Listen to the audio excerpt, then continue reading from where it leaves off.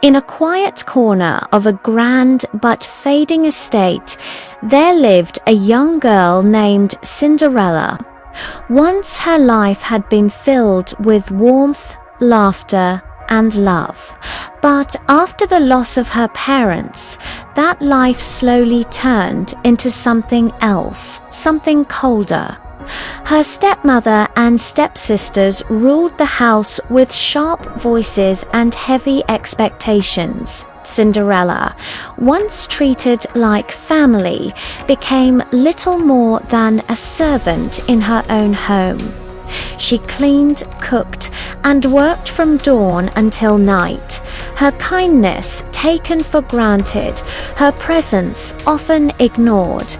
Yet she never allowed bitterness to take root in her heart. Even in her hardest moments, she remained gentle. She spoke kindly, even when others did not. She found comfort in small things, the quiet morning light, the soft hum of birds outside her window. Still, deep within her, there was a quiet longing, not for wealth or power, but for a chance to be seen, to be valued, to feel like she belonged again. One day, an invitation arrived at the house.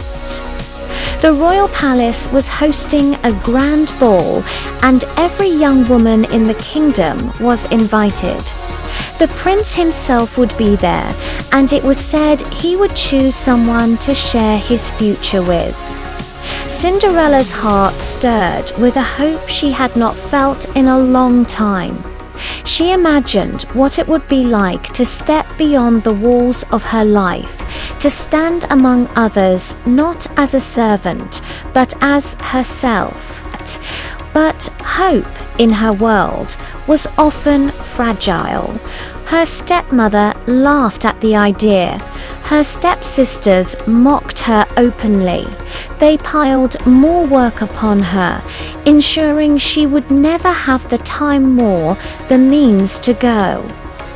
"I will go," Cinderella whispered to herself. Not with defiance, but with quiet determination. She worked tirelessly, completing every task, every demand, holding on to the small belief that if she did everything right, she might be allowed a chance. But when the moment came, they left without her. The house fell silent.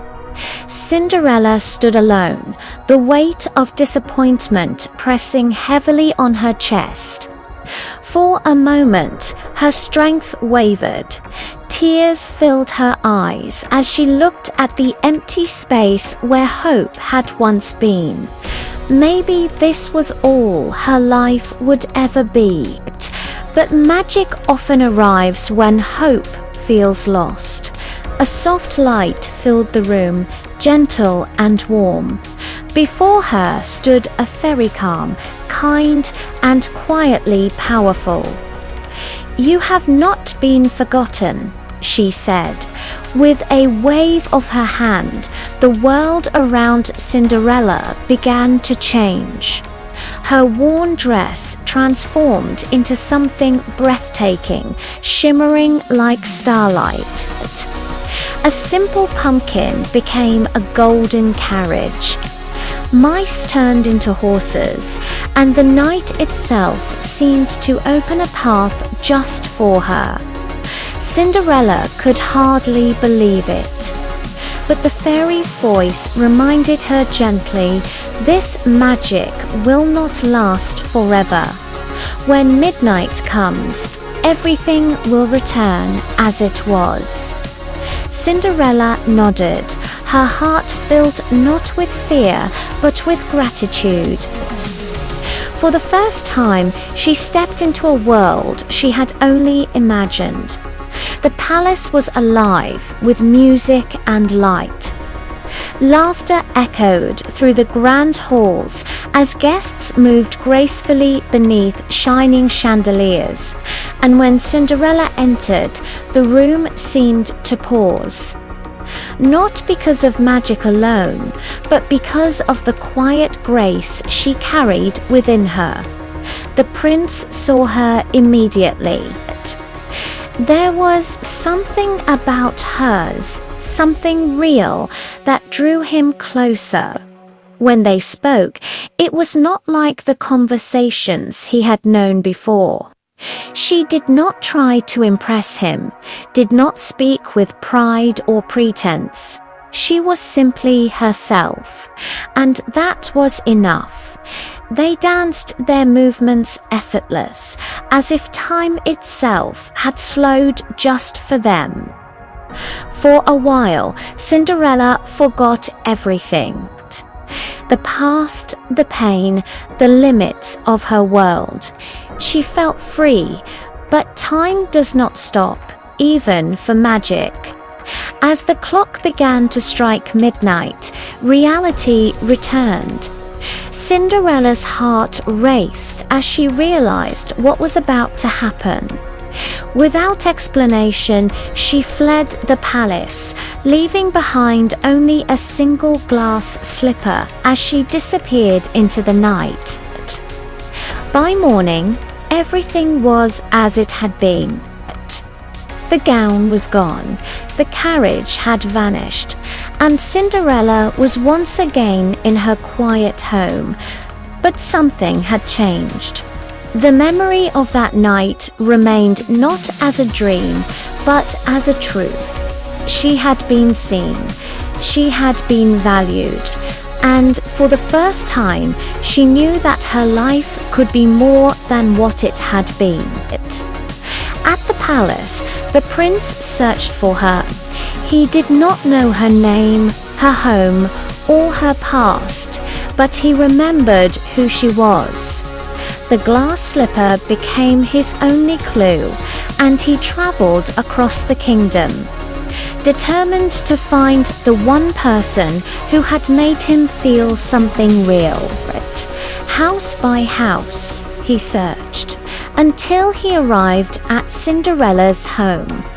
Her stepsisters tried desperately to fit the slipper, forcing it, pretending, but truth cannot be shaped to fit a lie. At last, Cinderella stepped forward. There was hesitation in the room, disbelief, resistance, but when she placed her foot into the slipper, it fit perfectly. In that moment, the truth became undeniable. But the story was never truly about the slipper. It was about what it represented. Cinderella had not become worthy because of magic. She had always been worthy. The kindness she carried, the strength she showed, the patience she held through hardships were the things that made her who she was.